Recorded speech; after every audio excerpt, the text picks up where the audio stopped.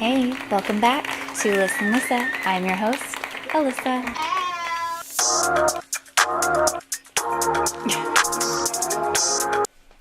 The wave. I don't know. Like, no, R. Kelly's canceled, sorry. Hi guys, welcome back. I missed you. I hope you missed me too. Sorry, I'm gonna stop. Today, I'm gonna do something different. There's something that's been heavy on my heart for a very long time now. It's like a whole plethora of things. It's just been a large category of pain for me and a lot of healing and growth and strength I'm learning at this time. And it's just taken a lot of me, and I really started making my episodes here because it's nice sometimes to see another just regular person that might be going through the same thing that you're going through, and you feel alone in that. And then when you see someone else describe it the same way, some of the same things, some of the same feelings, even if it's not the exact same situation, we can all relate in many different ways throughout our experiences. And that's really what I came here for. So I figured, why not just go basketballs to the walls and do something real radical and just make an episode about what's on my heart and process what I need to process, show it in real time. We can do this together, like for real besties. Love it. The main theme of today's episode is betrayal. How to heal after a betrayal, because there's a very, very, very specific way that you need to focus on a betrayal and how to heal it. It's not your everyday breakup. It's not your everyday friends that grow apart. Betrayal cuts deeply into the core of who you are. And it's like it takes out a little slice and runs away with it. And then who are you anymore? It can be really life-changing. And it can feel really earth-shattering sometimes. So if betrayal is weighing heavy on your heart and it has really downgraded your quality of life and you're really struggling to get out from under that, no matter what you've tried, I want to give you some tips today about how you can start that process of getting that really heavy initial pain that's just like weighing you down, bogging you down, making every day difficult, and changing your life in the way that you don't want to change it. I'm going to start, though, by really letting you in on my most recent betrayal that I've experienced in my life that's been doing that to my life. And I've been really learning about these topics because of that. I want to show you my true life, my experience, so that you can see authentically that I've gone through this as well. I know what this feels like, and I feel for you. And hopefully in this video, you're going to see some things that really speak to you and really give you some hope, some light at the end of the tunnel, some brighter motivation to get to that future you really deserve, because you did not deserve to be betrayed. I want to help you get unstuck and get back to a life that's even brighter and better than it was before this betrayal, okay? So let's get into it.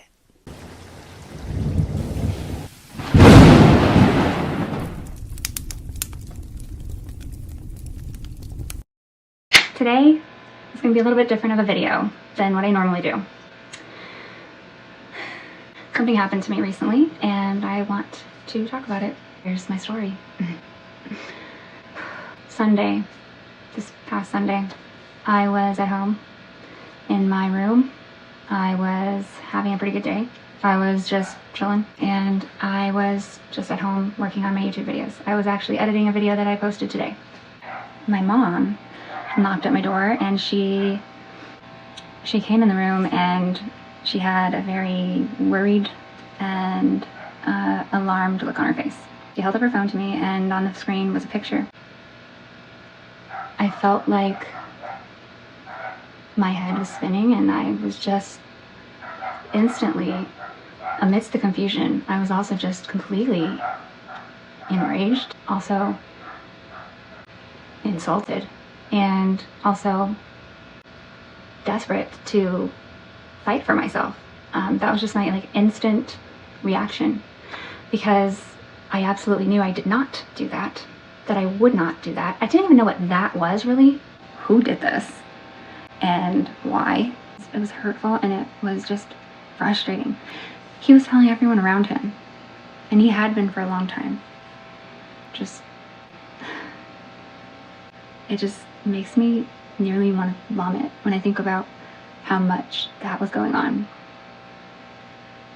Completely unknown to me.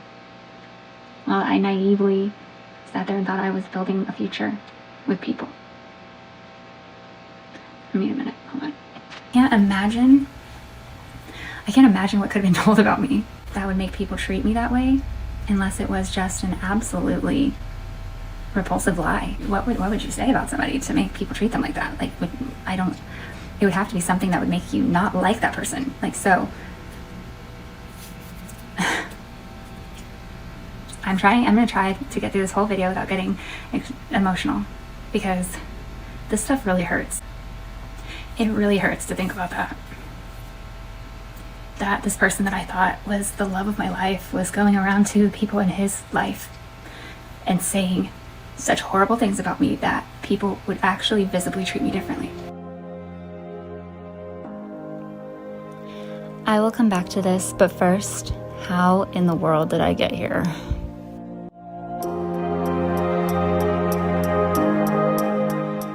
I didn't hear from him for about, I want to say like a month or two, maybe. And I was going through the acceptance of what had just happened. And it already being nearly a year since we'd broken up, I could logically come to terms with the fact that this person does not have any remorse about what they've done, or see even that they have done anything wrong here. They want to see it as they were in the right and they did what they had to do. And the ridiculousness of that outcome. If you find yourself to be an intelligent person, you're not going to continue to get into arguments with people that are saying unintelligent things that are very easily proven incorrect and very evidently not the case.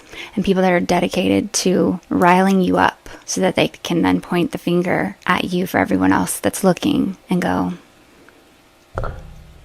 see what I mean? Here she goes. I've had to put up with this. After they just took something so traumatic to you, purposefully weaponized it against you in a moment where emotions were high. If nothing else, I am an overanalyzer. The way that I process my traumas is I have this just incessant need to find information and to obtain truth. If that completely disregards my side of the story, if it completely negates my viewpoint and shows me that I'm incorrect and that I was, wrong here and there and everywhere, I don't care. We do not care.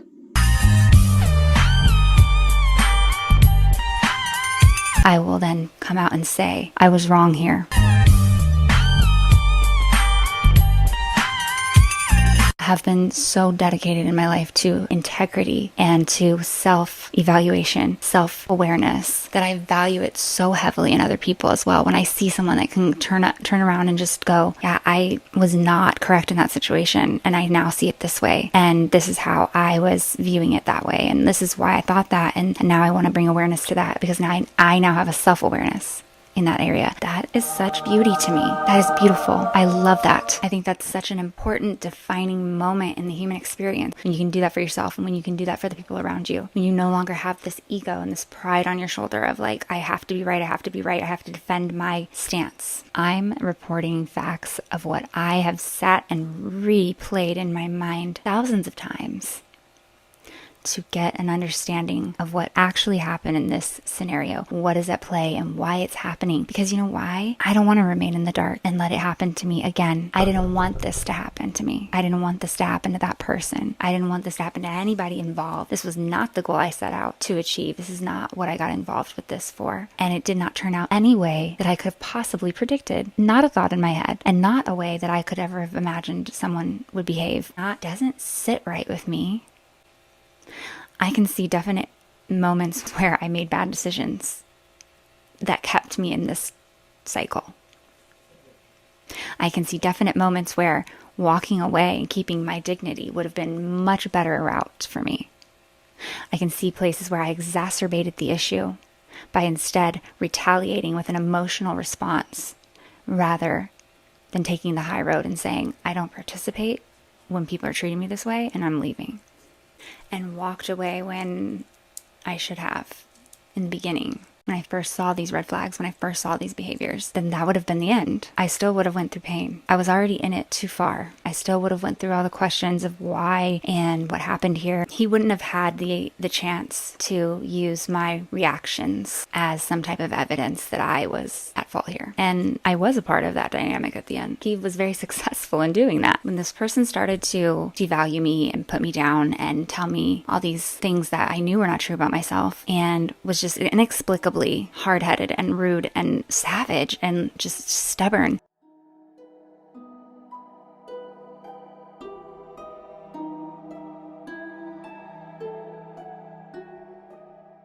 It was just like a slow evolution of my brain trying to grasp at like, why is this happening? And you go through this period of time where you're like, well, this doesn't match with what this person was. And you're in that space of like, I love this. This is amazing. This is the most amazing person I've ever met. I love him. This is the love of my life, blah, blah, blah. You still think that's the real person. And so when they start doing this is not that person. What has happened here? And if you love that person, you immediately want to know, are you okay? What is wrong? What are you going through? You want to solve it. And you will look at yourself, which is exactly what they want you to do. You will look at yourself and you will go, what am I doing to cause this? What am I not doing enough of? How can I be better so that this will stop and we can go back to all that love, all that great experience that we were having that I thought we were going to have forever. Not, I understand that you go through hard times. That's exactly what I thought this was. But then it goes on a little too long.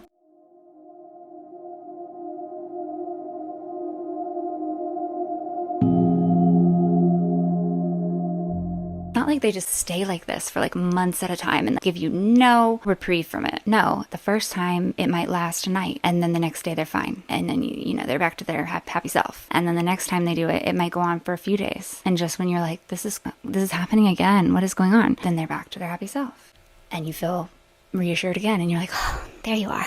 I can't stress enough the importance of you are in love with this person. You love them. So there's a lot of cognitive dissonance going on here. You very much want that reality of the belief that you've put into your head that this is the love of your life, the love you've always been waiting for. This is him. So when you see that other thing, you'll do anything to try to believe that that is not the real person. That is not them. That is just something that they're going through. That is something you're causing that you can fix. So then I spent an excessive amount of time trying to fix that all the time. And every time I did that, it would work eventually. He would snap out of it eventually. Then he'd come back with a freaking vengeance.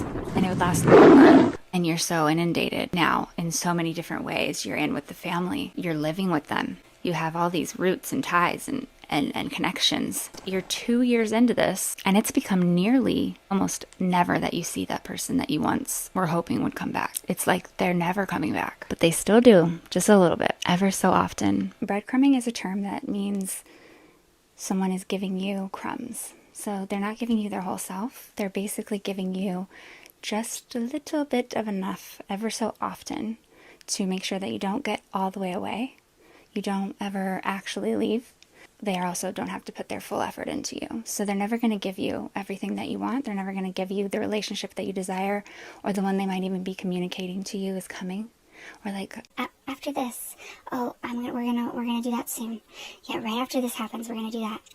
It's like little breadcrumbs. And someone who is very rude to you, but sprinkles in a little bit of everything you want, very intermittently, is breadcrumbing you. And the reason that's so powerful, and the reason why that works so well, is because it's called intermittent reinforcement. It's a term that comes from the behavioral therapy realm.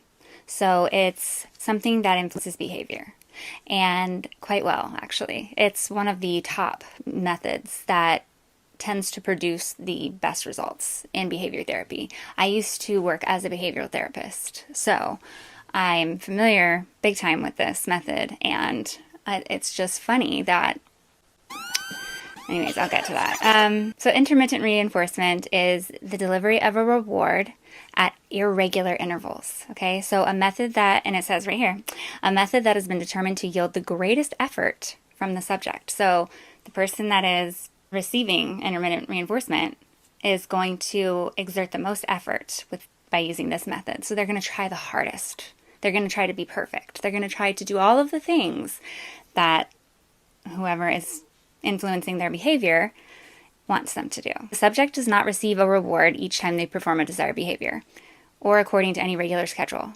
but seemingly at random intervals. Okay. When I used to be a therapist for behavioral health, some of the more advanced clients, once they had mastered a skill or they had gotten better at it and they knew what to do at that point, then they would introduce this method, because what this does is it creates an environment where the client needs to essentially perform at their best all the time. So they need to just be on their best behavior all the time because the reinforcement schedule is random.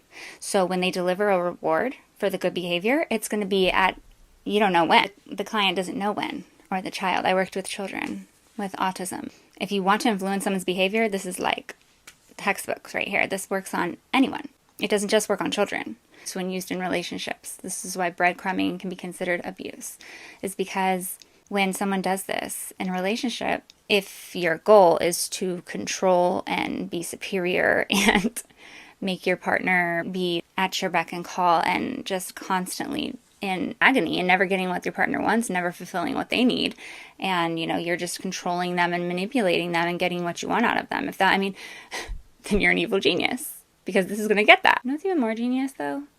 Treating someone how you want to be treated. That's a lot more genius. People who have addictions such as gambling, they are reinforced intermittently. They do not know when they're going to hit that jackpot. They do not know when they're going to make any money.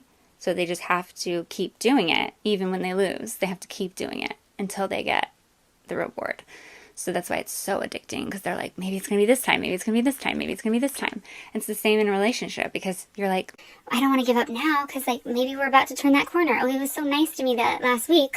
Maybe he really gets it now. Maybe she's growing. Maybe her therapy is working. That's why this works. And I would say it would be pretty difficult to not realize that you're doing it. You may not know the terms, you may not know how harmful it is, but you know that it's not nice. And the reason I was laughing about this earlier was because the fact that I was aware when this was being done to me was because I worked in the field. I was a behavioral therapist at the time. So I immediately knew. Stop the cap. I didn't immediately know anything because I was giving him the benefit of the doubt. But once I saw this a few times, and he was doing this kind of regularly, like throughout the middle and the end of the relationship, I literally did this for work.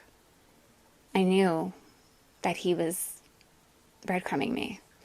But the crazy part of it all is that the cognitive dissonance with my love for him and the fact that I knew he was doing that to me still caused me to go into that mode of the two competing thoughts.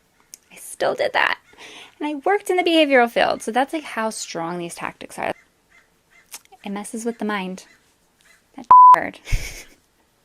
No, that's a real bird. I don't mess with that. But what it makes you feel is like this pathetic, needy nothing that will just cling on to these random, seldom moments that you get to see that person that you fell in love with again. And when you get it, it almost feels like, at that point, it almost feels like a drug. It's so sad. It's so sad. Because it almost makes you want to cry, because you're like, there you are, you're back. Where have you been? And you just get overwhelmed with happiness.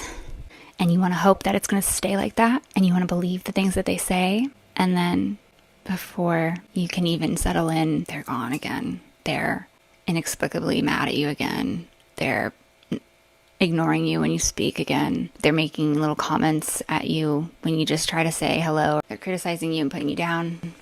They're not appreciating anything that you do. They're talking about you behind your back to people to isolate you more, to make you look like the bad guy, because they're setting up this inevitable ending that's coming,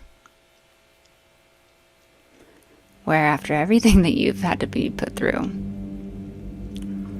they're going to make it your fault.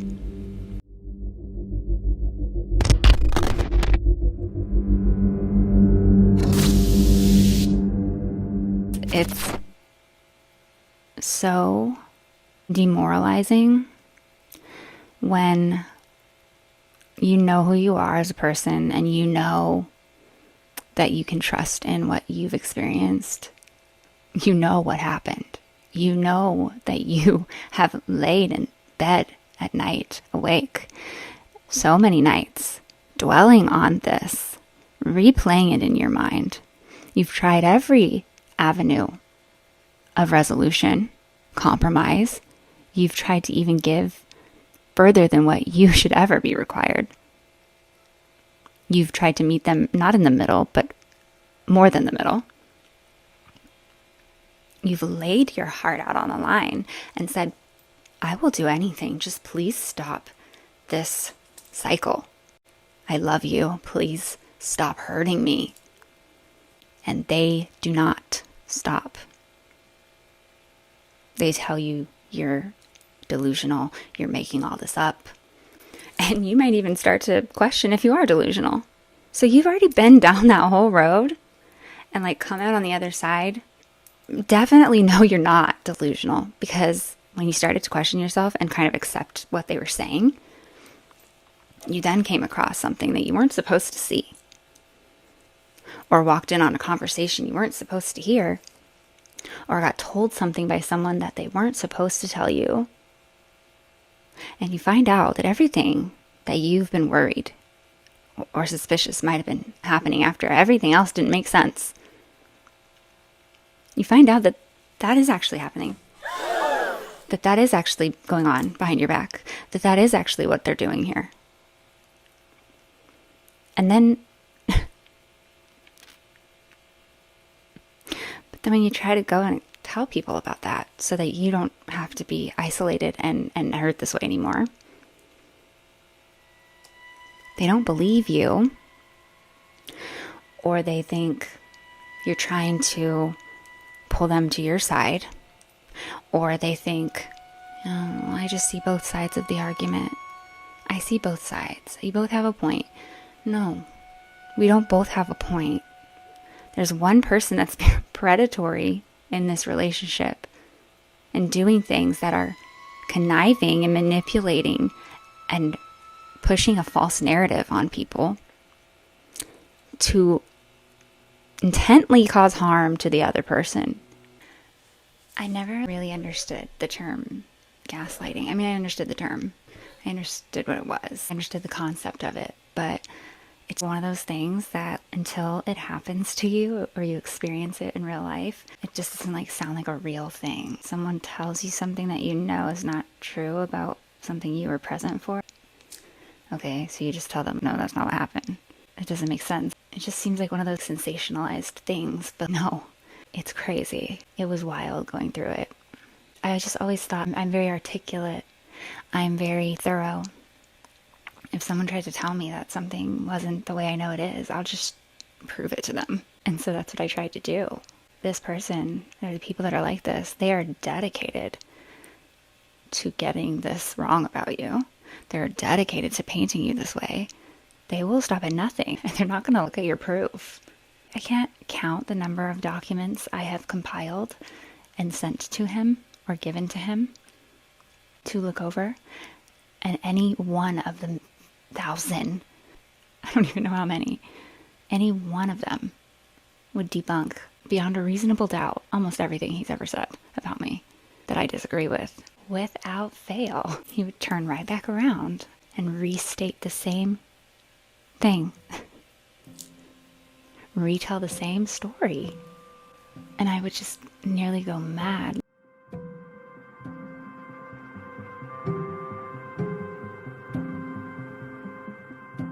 And I know the question might arise, why were you compiling documents and giving him documents like it's some kind of formal situation? And some people might wonder, why didn't you just have this conversation with him in person? Why didn't you just confront him about it face to face? I was already exhausted. That is the first mode of communication that was used. I completely exhausted that path and was unable to be successful in speaking to him about these things time and time again. So that had been attempted several times over several months of exhaustion. This is a recreation of how the conversation with this person would go. something like this. This is why I continued to be unsuccessful at this. Hey, what's up? Is now an okay time to talk to you? Are you busy?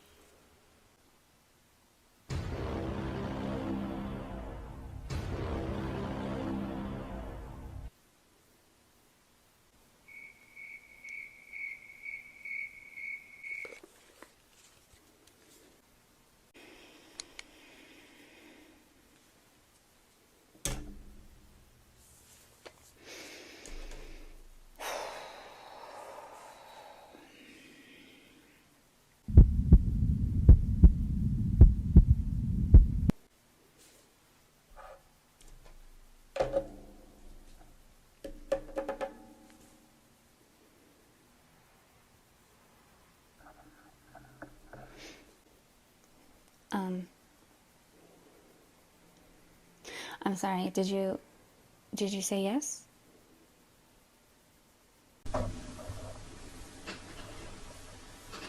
Yeah, give me a minute. Okay, sure. That's fine. I just didn't... Hang on a second. Okay.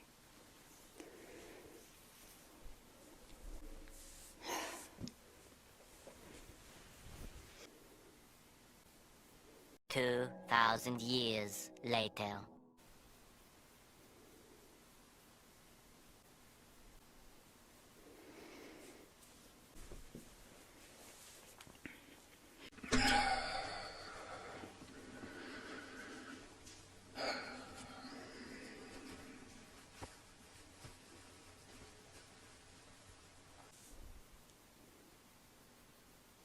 Okay, are you good to go?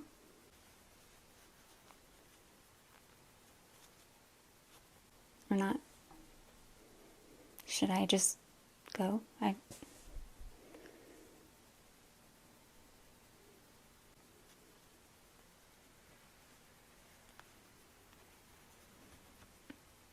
I'm sorry. I don't mean to rush you, but are you planning on answering at all? Anytime tonight?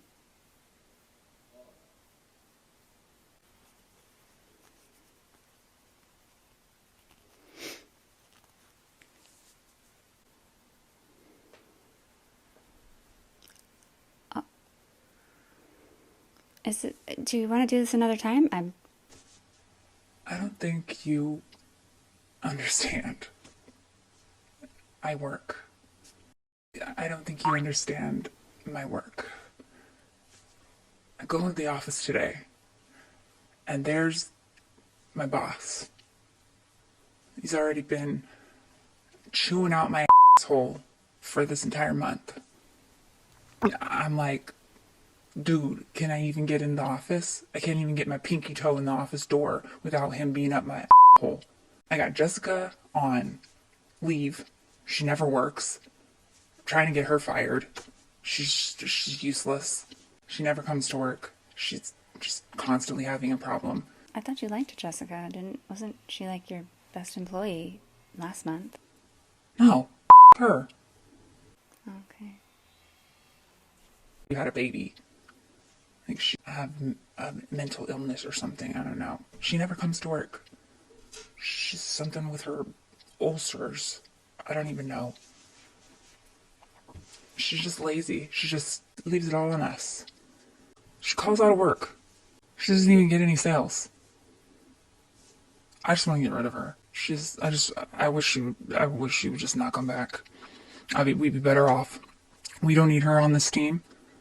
We don't need her on our team. Me and Shelby and Gary, we're like a family. We don't need her on our team. I really wish she would just get out. I don't need her. I don't want her in our office anymore. I'm trying to get rid of her. And she's the worst person on the planet. Can you believe that? You don't understand what I have to deal with every day. Okay, no, I understand why that's a lot of pressure on you, and that sounds actually horrible. We've discussed that like lots of times about how I totally agree with you. And we've already talked about like what you're going to try and how you're going to address that, and we agreed on that, and that was discussed and done. So right now, I was addressing what you seem upset about right now towards me. I'm just trying to find out, are you upset at me, or you haven't been very nice or like in a very happy mood towards me the past day or so, and I just was wondering why, if there was something that you wanted to address.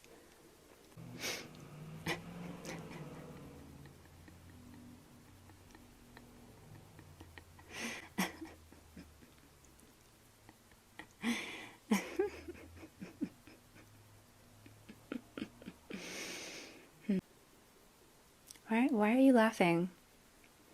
I don't understand.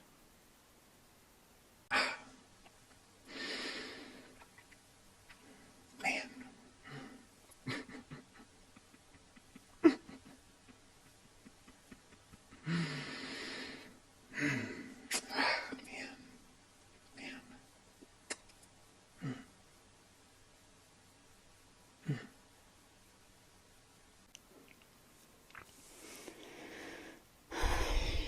It's been 30 minutes and I still don't even know what you're upset about. Can you just tell me why you're upset? What is it? I don't know. Maybe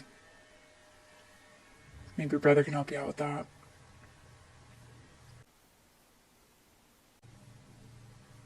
Maybe you could have him over. He can help you out.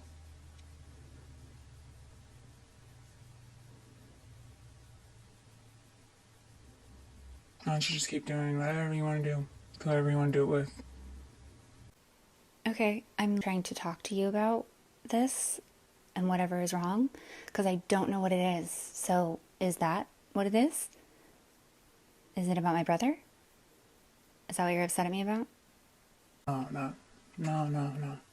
I'm not upset about Oh, I'm sorry. I'm sorry. I shouldn't have said that. I'm trying to keep it together. I'm sorry. I shouldn't have said that. I'm trying really hard to keep it together. Let me ask you this.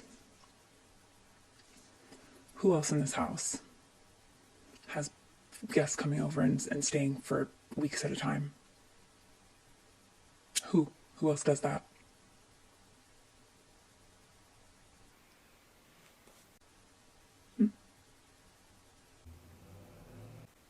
Okay, I understand kind of the point of what you're saying, but if you remember right, I asked you ahead of time if my brother could come and stay for a couple of days since I hadn't seen him. You said it was fine, everything was good, everybody was very accommodating and fine with that.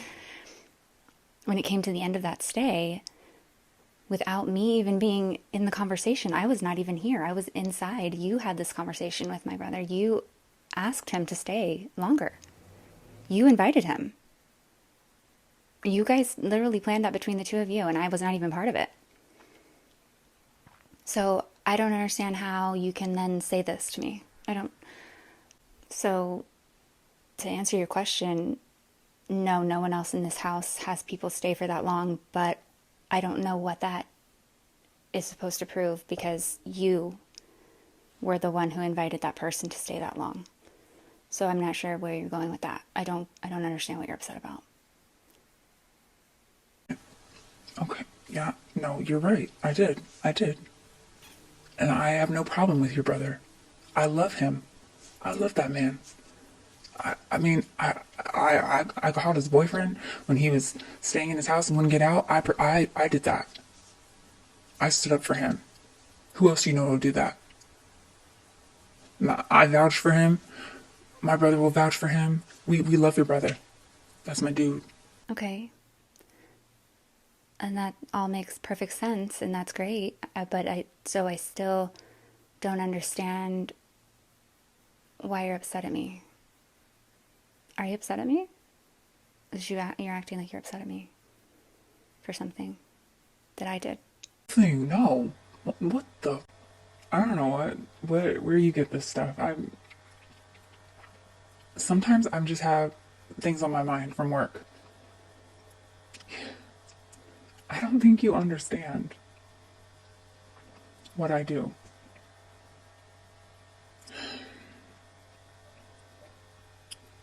I don't know where you get this from. What in the world? Well, that was because when I was asking you initially why you were upset, you you made a random comment about my. I don't mean to interrupt you.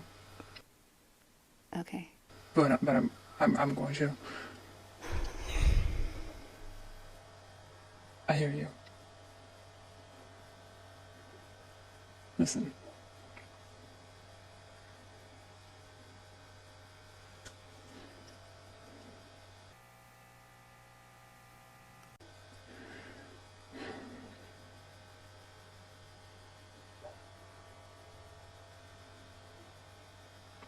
Okay.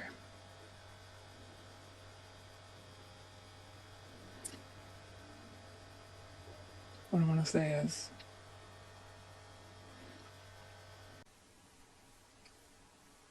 I don't want you to get upset, but I had a really long day, and I'm gonna get to bed now. I'm tired. It's been, my boss gonna be back there again in the morning. I got Lisa from accounting coming to do an audit. I gotta get to bed. Okay, but we didn't. Can you stay up for just a little bit longer? We didn't even finish talking. No, I gotta go. I gotta get to bed right now. You don't understand. You don't seem to understand.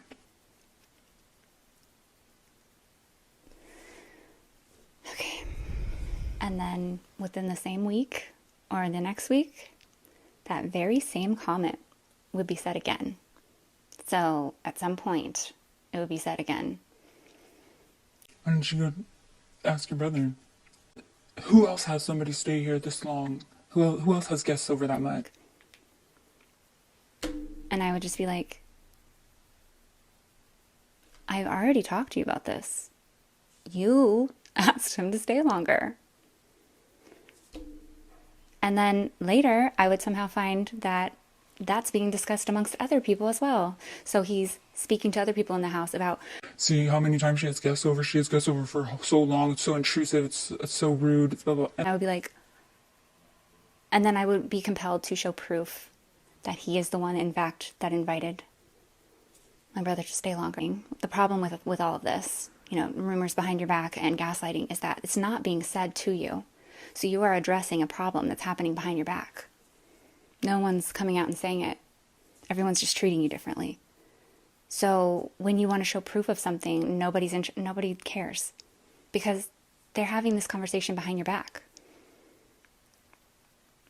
It's like at that point, his goal is to discredit you. His goal is to have this conversation behind your back. If somebody was actually misunderstanding you, not on purpose, at some point in months and months and months and months and months that you're trying your hardest to show them that that's not true, they are going to have a moment to sit down and focus and look at what you're showing them and take it in, and then stop accusing you of that. But people that are intentionally trying to misrepresent you and trying to discredit your name and trying to start rumors about you, they're going to avoid that at all costs, because it is their intention to misrepresent you. They don't want you to solve it. Once this went on for so long and I got really desperate, and then when I started to try to show things to, or like tell things to the other people in the house, it was like we couldn't have the same conversation. He would tell me that they were saying that they were upset that I had my brother over for that many days. And I was feeling like, well, I hope people don't think that I'm trying to inconvenience people. Like, the people pleaser in me, of course, like, had to go fix it and like tell them, like, I would, because that's not me. That's not what I would ever be doing. I thought it was literally, he was invited by my ex to stay longer. So of course I thought it was fine. Why? I wasn't even a part of it. And then you're going to tell me that people are upset at me and think I don't care about other people and I'm just inconveniencing people? No. I'm not going to get that put on me because that's not who I am. I would never do that. I care too much about what people think and like not wanting to inconvenience people. That's like my whole MO. And he knew that. And I get that now. Like he was just messing with me.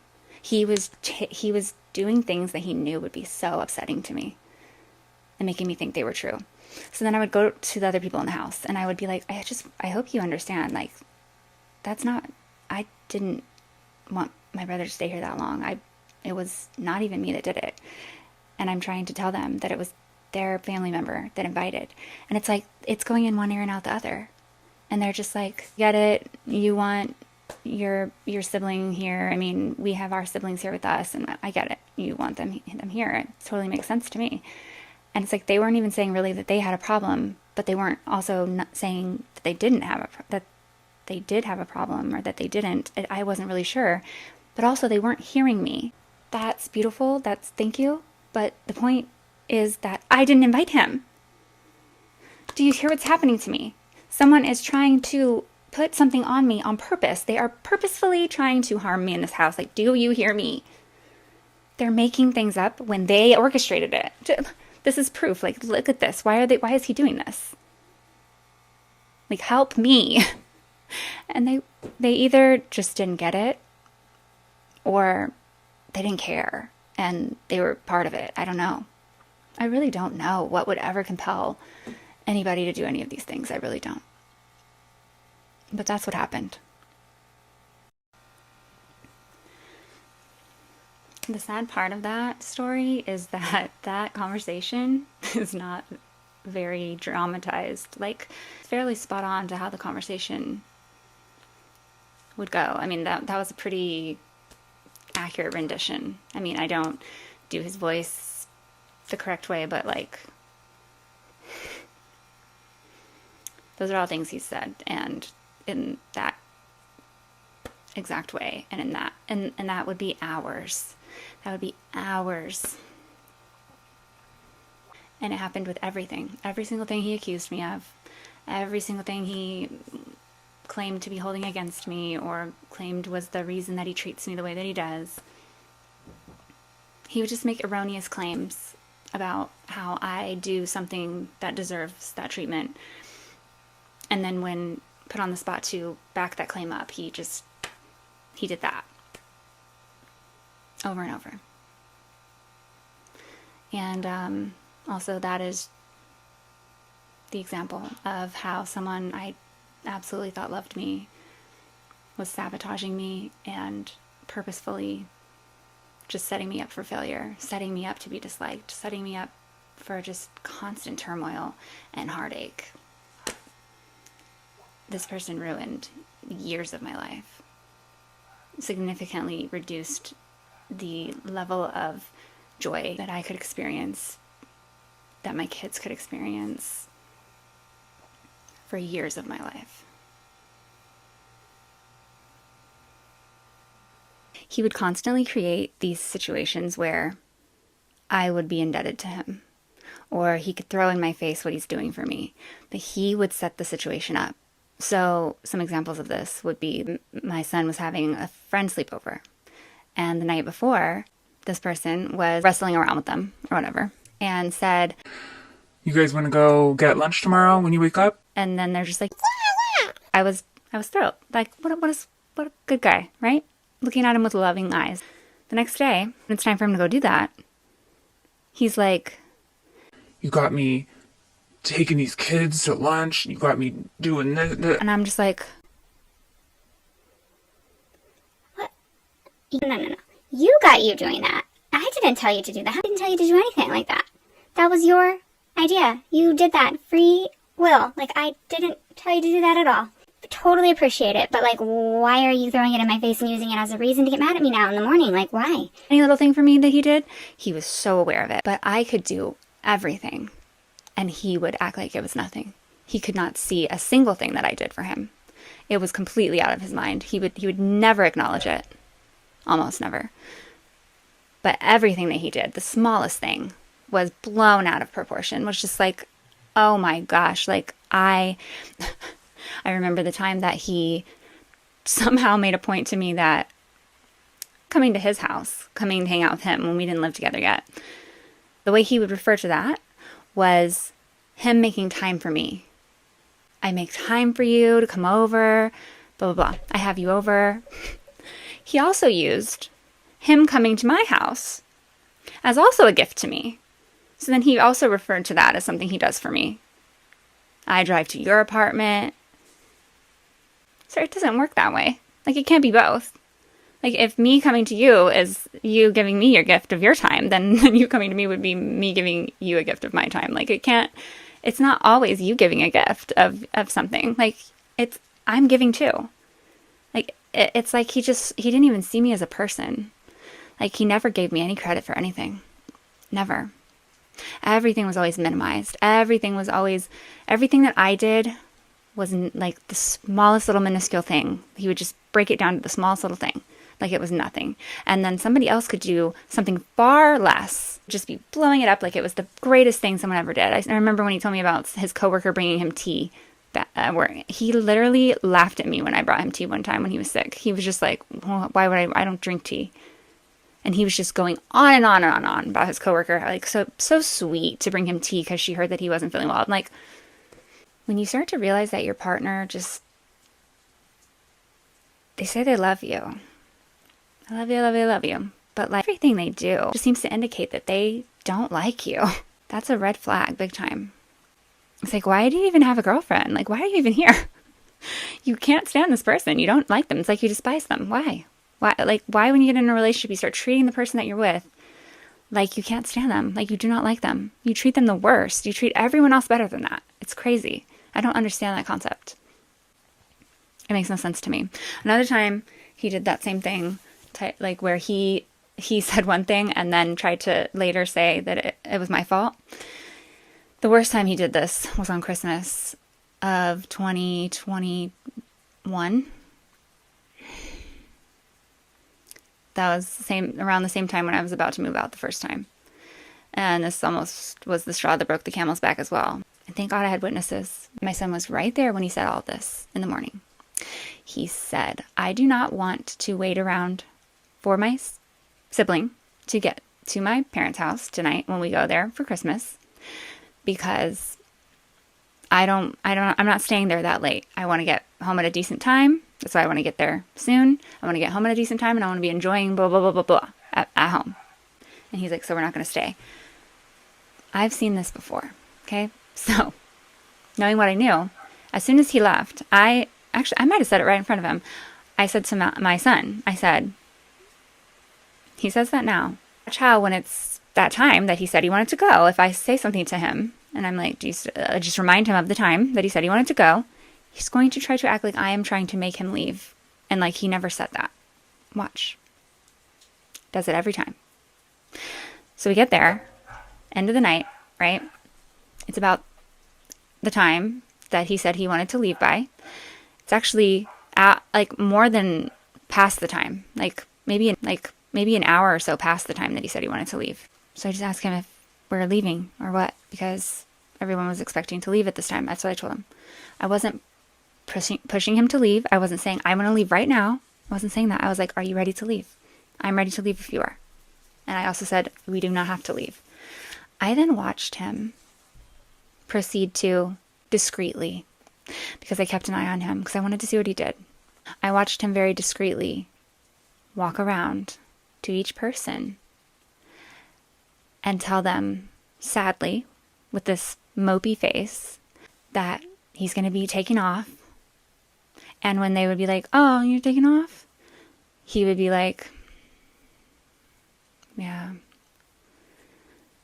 it's not me. I don't really want to, but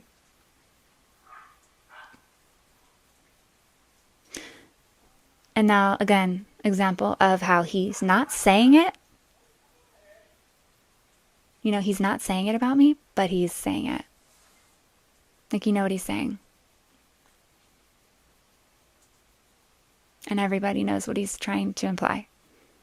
And it was absolutely not correct. It's just like this need and this dedication to just try to sabotage me. Why do you want your family to look down upon me?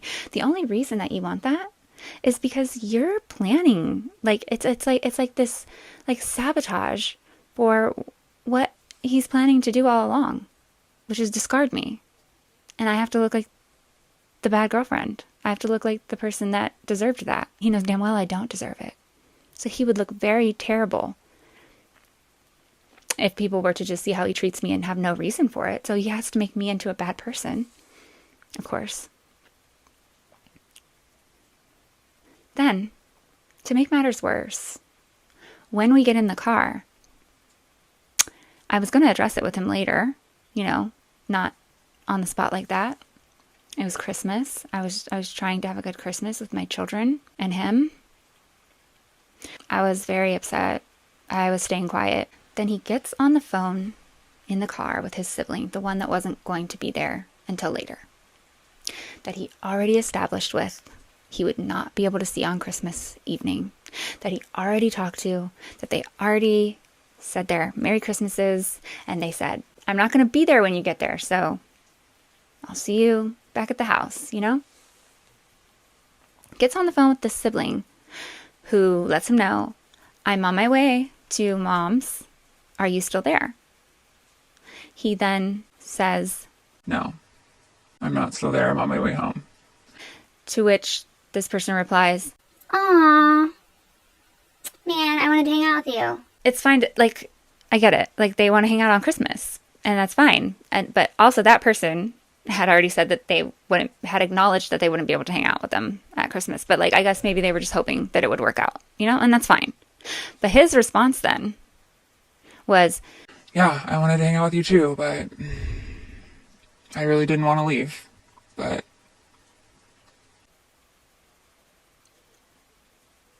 I was so sick of the sabotage. I was so sick of it. It's like they're assaulting you without touching you. They're constantly assaulting you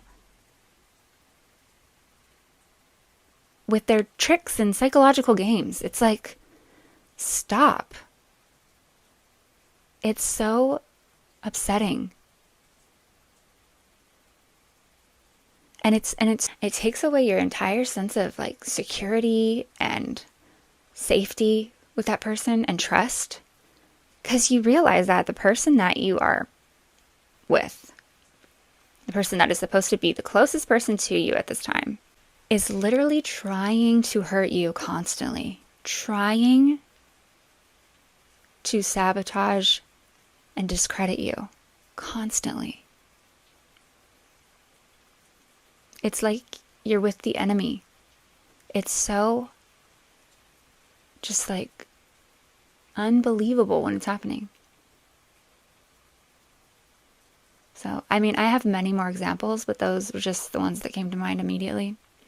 But he did this often. Often. Literally, the last time I talked to this person was maybe a few weeks ago. To this day, to this very day, he said in that conversation, what did you ever do for me? What did you ever do for me? Name one thing. This person actually believes, or is gaslighting me to make me try to believe, that he doesn't think I did one thing for him. I did so many things for him. I've provided him a document with it listed, so he would stop asking me that question and me having to repeat it to him, and then him acting like I never gave him all the things and told him all the things. To this day, he says that to me with confidence. Make that make sense. Like, I don't know if this person is just suffering from memory lapse, or this is like on purpose. I truly don't know and don't care anymore. But it's wild. It's just a wild, wild thing to experience. I don't understand why someone acts that way. He's had an entire year to self-reflect, and he's still saying that to this day. This person is not going to change. People like this are not going to change anytime soon. And it's not your job to change them. It's your job to work on you. If you're ever having trouble clearing up something that you know you're in the right about and that you have proof about, and you are having trouble getting someone to look at that, that is because that person does not want to look at it, because they already know that is the truth and they don't care. They are intentionally trying to push the false narrative. There's no other reason why that would happen. So I don't at all, and you should not either, care about someone who continues that after that fact. That person and anybody who backs them up, if they want to live in delusional land and not want to look at facts, then they just simply don't like you. And they just, and that's okay. Like, you should not like them, because that is the type of person. Why would you want those types of people in your life? Just move on. Just forget about them. They're not worth your time. They're going to continue to do this to people, and let those people deal with them. You have gotten away. Be happy about that and move on and flourish and be around people that are committed to truth and have integrity. I got so angry near the end. I could barely let him speak these things part way out his mouth without getting infuriated. I would just interrupt him and I would say, "Why are you saying that? Why are you saying that? You know already that that is not true. Why are you saying that again?" I would be so angry. I was just so tired of it. I was like, why? What kind of person does this? Why can't you read? Why can't you hear? Why aren't you living in reality? I would just be baffled. I would sit there and I would say, is it that you literally just don't listen to my voice and don't read what I write? Or is it that you just don't care? Or you just don't believe me? Or it's like you're trapped in this space between your word and their word. And it seems that everyone around you is telling you that your word's not right. So what is proof in that situation? You know, what proof is going to change anything? They don't care about your proof. They think you're crazy.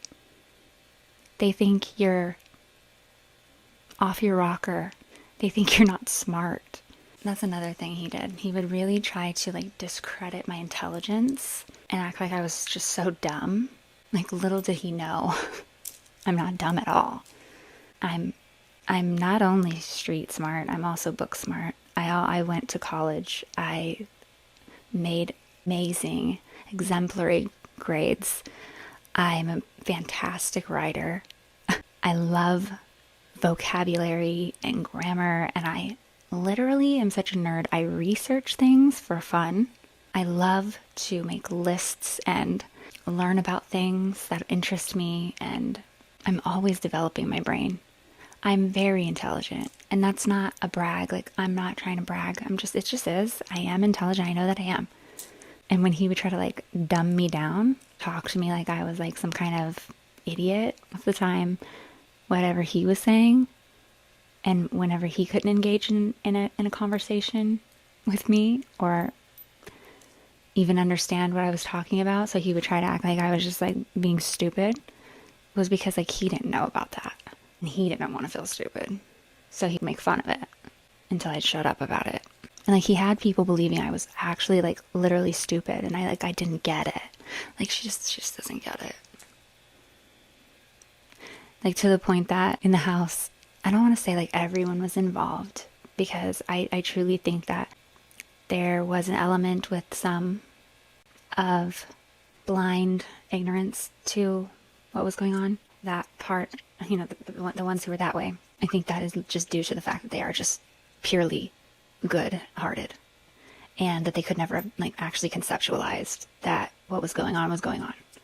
So I don't think that they were trying to be cruel or cold. Mostly, I think that they just didn't truly know how to act or react or what they should do, and the best way to go was just like stay out of it and stay away. And then in the end, they're going to not support maybe their family members' actions, but we broke up. So I mean, they're still going to have that family member. You know, they're not going to like disown them for on my sake. And I get that. But there was others, really just one other, that fully like joined his side, like, firmly. And I mean, he orchestrated that. So I like don't even fully fault this person. When I first found out some of the things that this member was participating in and saying about me and joining in on it, I was really hurt. And I did probably express that hurt a few times in communications with my ex. It's infuriating. I mean, like, anybody would be upset about that. And this was the first time when I caught him doing what I'm saying he's doing. I overheard a conversation. I was doing laundry. The laundry room was right next to where my ex would hang out all the time in the house. And he was out there with this family member, this person that lived with us. And I overheard him tell this family member this absolutely misrepresented conversation that we had in private about something totally different, where he skewed the story and told this person that I said something that would obviously make this person question me and dislike me. And he completely threw me under the bus and purposefully represented me in a light that would make that person think I am not a nice person and not a good person and don't care about them and am trying to hurt them and don't like them. And I stood there on the other side of that wall and that door in complete, utter disbelief. It's hard to understand. Like, I had seen bad behaviors. He had been mean to me. He'd been rude to me. But, you know, there's still this part of your brain that's telling you this is just something you're going through. He's not an evil, bad person. He's not trying to do all these things to you. He doesn't realize how much he's hurting you. He's not meaning, he's not intending to do these things. He's not aware of himself. All these things that I was wrong about. And there's still like that huge portion of like not knowing how far this actually can go and never thinking, still just not realizing how much this person will betray you. Still thinking this is your friend, this is your partner that you can talk to and voice concerns with, that you can share something in confidence with without fear that your words are going to be twisted and gone and gossiped about with someone with the specific intention to turn someone against you. It didn't get any clearer than that.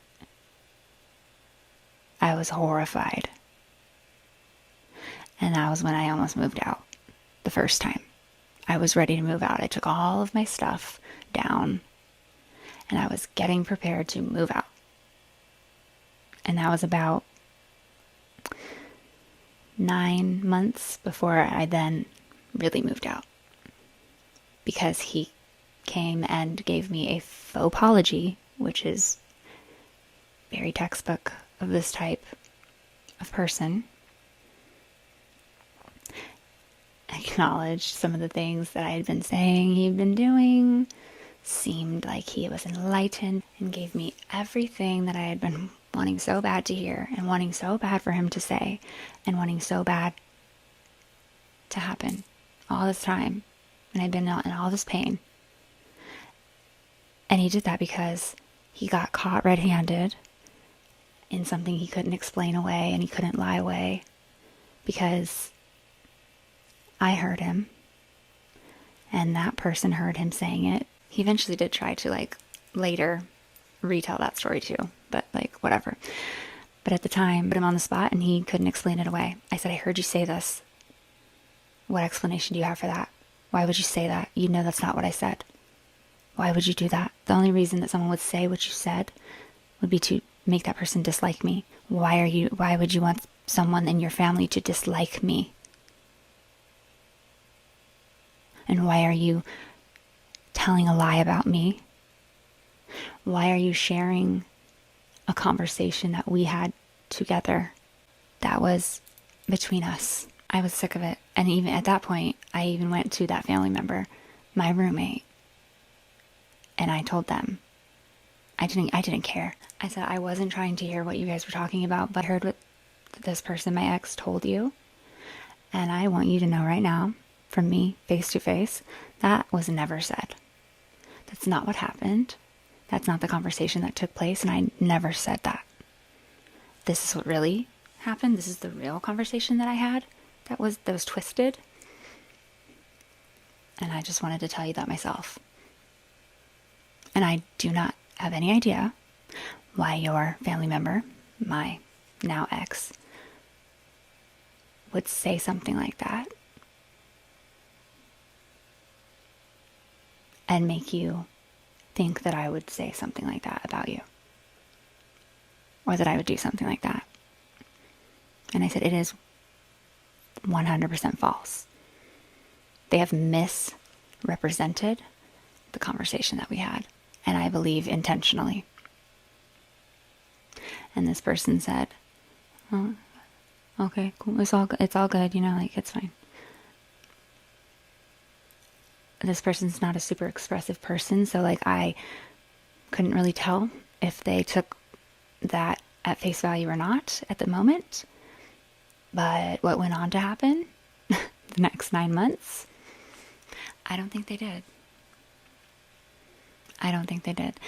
Even though my ex then apologized about everything, tried to take accountability for everything I'd been saying was happening all along, owned up to like a good portion of it. The freedom that my heart felt in that moment. The relief. I remember the very next day I called my brother, just fully on cloud 9. Just over the moon, happy again. It's all gonna be okay. Like we're gonna work it out. We're gonna get this on track. Like we finally made progress. He admitted what he's been doing. He owned up to how he's been treating me. He even cried a little. I didn't know to see through that. I didn't know about the faux apology. I didn't know any of these like behaviors and these very marked signs that occur. What actually was happening there was that he was completely humiliated that I was leaving him and that I was gonna walk out on him before he was ready to throw me out. Before he was done with me, I was gonna take my power back and I was gonna leave. And that was very insulting to him. And he just could not have that. So he created this faux apology and this fake show of accountability and emotion to reel me back in, just so he could do the discarding of me. Just so he could be the one to throw me away in the end. It was all a plan from that point on. He didn't mean anything he said. Every single thing that he had taken accountability for, he proceeded to go back on it and reinstate it. And he was more cruel, and he was more distant, and he was more cold. And I'm very certain that that is when the smear campaign kicked up into full gear. That's when he really started going behind my back and really like just sowing in these seeds of like, she said this. She says this about, this is what she thinks about this. Do you know that she did this? Like, and then he was coming back to me too. This is how I know this is what this person was doing. He was coming back to me too, and he would, if I would sense that, one of the other, they were treating me a little bit differently, and where they said something about, a mess that was made, and I was upset about that because like I felt like I was doing all of the housework, and I would go to him about that, and then he would say something like, this person, I have to hear about you all the time. I have to defend you all the time. I constantly have to defend you. Because, like, there's people, they come to me, they say things to me about you. That's what he would say. And I would say, what do you mean? Who says what? What's anyone saying about me? And he would just do his thing where he's like, everyone says it. He'd say, you're the only one that doesn't seem to see it about yourself. I have to sit here and hear about it constantly, as if I don't already have enough to do.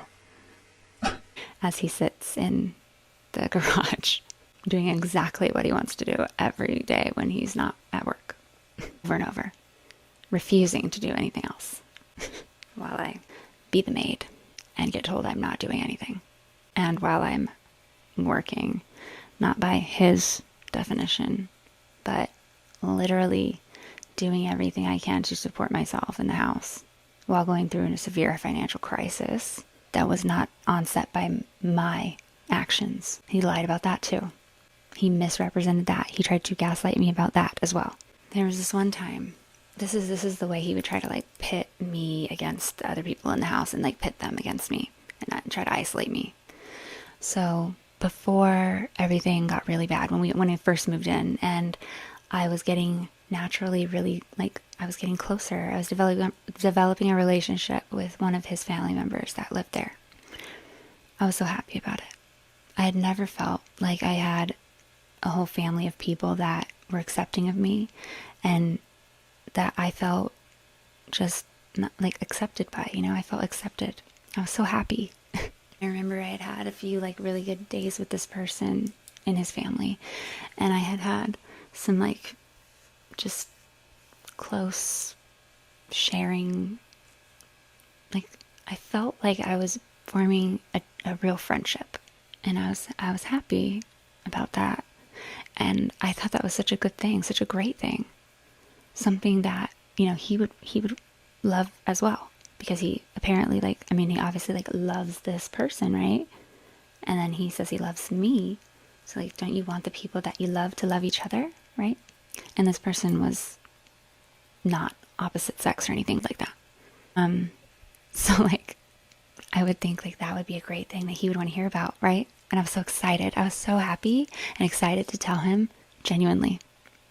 And so I'm talking to him one evening, just with happiness just radiating from me, and just telling him how I feel so accepted and cared about, and I feel like I'm forming a true bond with this person that's important to him, and how happy that makes me.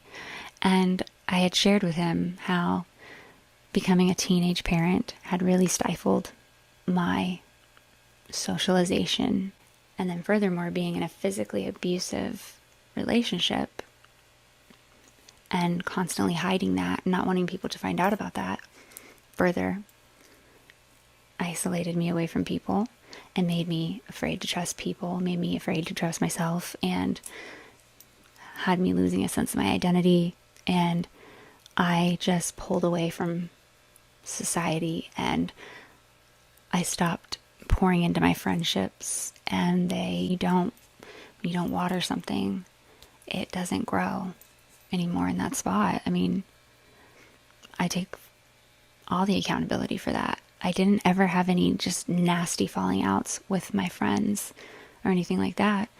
It wasn't like I had a falling out with them. I just stopped watering that garden, and I lost touch with like my ability to form bonds like that with other people, and I just felt afraid of what people were capable of, and I just didn't know how to open up anymore and really be vulnerable.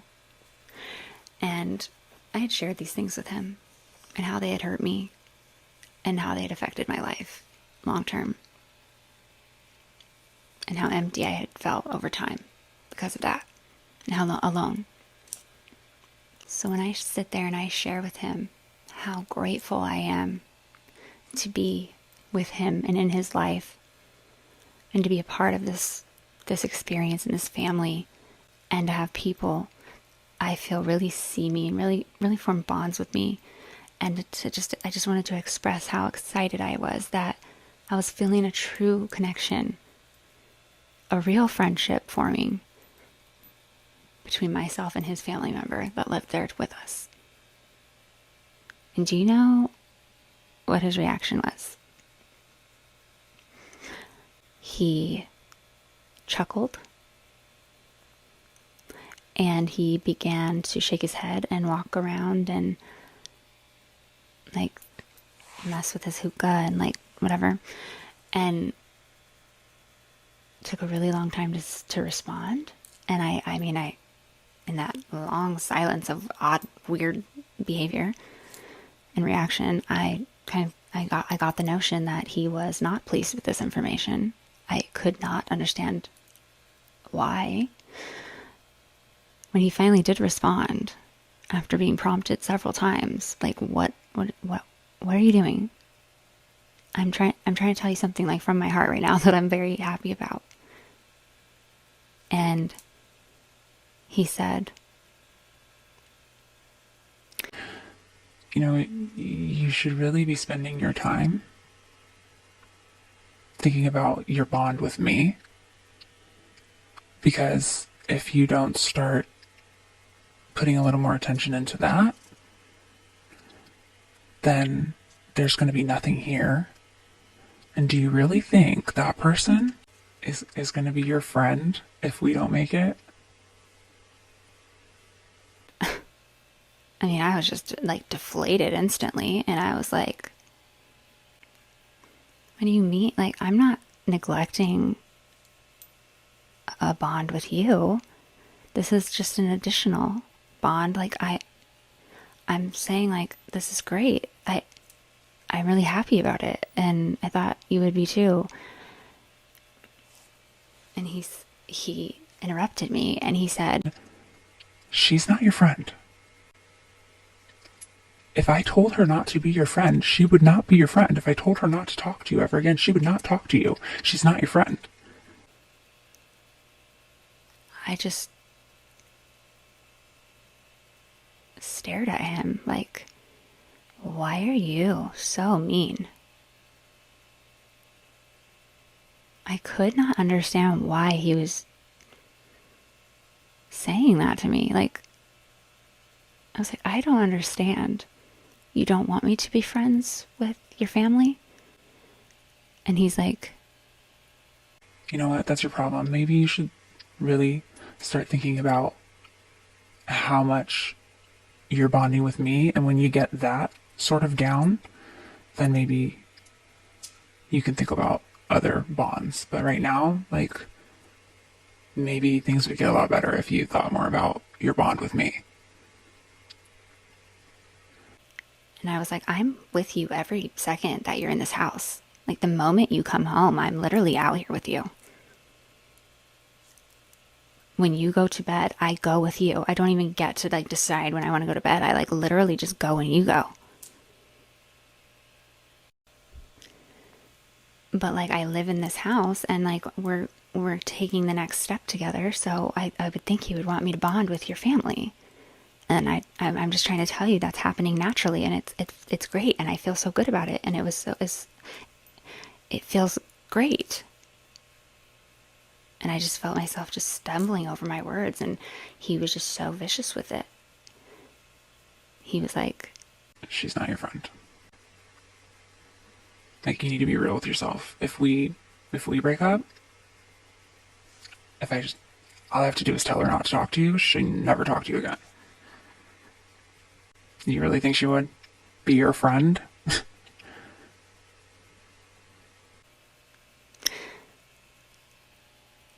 I already have so like everything that I had been afraid of up to that point about making friends and trusting people and everything I was so afraid of to proceed with friendships and bonds like that. He was exacerbating and making a reality and like trying to scare me with that and throwing that in my face and making that real. And from that moment forward, I was just terrified to believe in that bond. And it really just stifled any opportunity that we had to really connect, because in the back of my mind was always just the memory of him telling me that she would never be my real friend.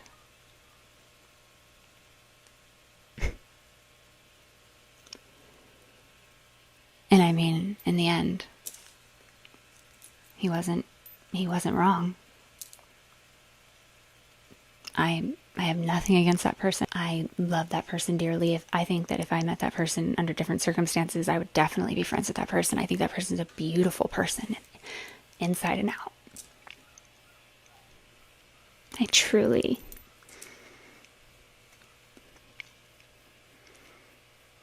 But he was right. Like, they don't, she's not going to talk to me. Not because she has anything against me, or it's just not. She just can't.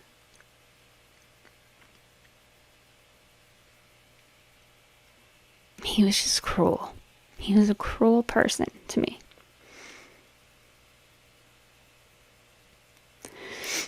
And a person that behaves like that should be called out by the people around them that witness that.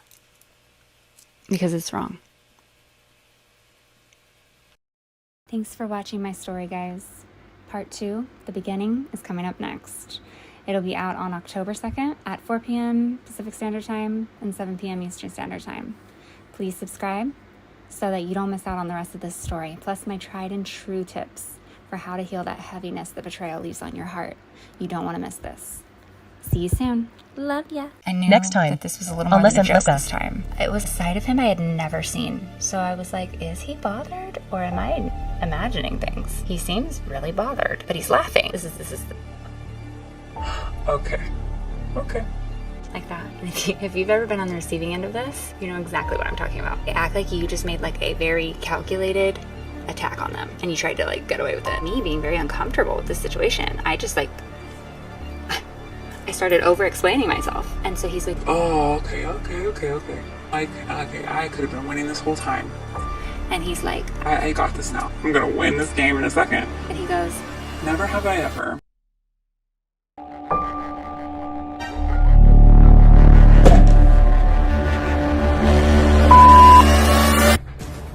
What?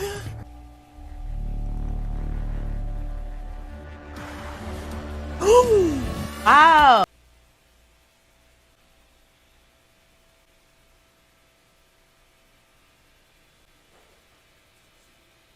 and that's about what happened next.